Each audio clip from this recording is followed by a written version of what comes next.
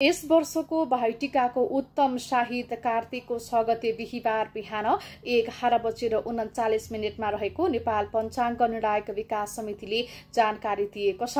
यस वर्ष एम पञ्चक कार्तिक 1 गते शनिबारदेखि सुरु हुन्छ। यस दिन एम दीपदान सुरु हुन्छ। धन त्रयोदशी र धनतेरस पर्व पनि यसै दिन परेको समितिले स्वीकृति दिएको पात्रमा उल्लेख छ। कार्तिक 2 गते आइतबार काग तिहार परेको छ। यसै दिन धन्वन्तरी जयन्ती पर्व पनि मनाइन्छ। कार्तिक 3 गते सोमबार बिहान नरक स्नान गरी कुकुर तिहार र बेलुका लक्ष्मी पूजा समेत परेको छ।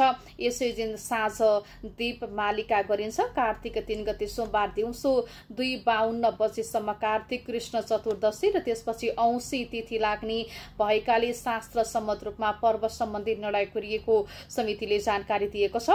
सायकालमा औँसी तिथि परेका कारण त्यही दिन लक्ष्मी पूजा गर्नुपर्ने शास्त्रीय वचन समेत रहेको छ। गाई गोरु र आत्मा मह पूजा भने कार्तिक 5 गते बुधबार गर्नुपर्ने शास्त्रीय वचन समेत रहेको छ।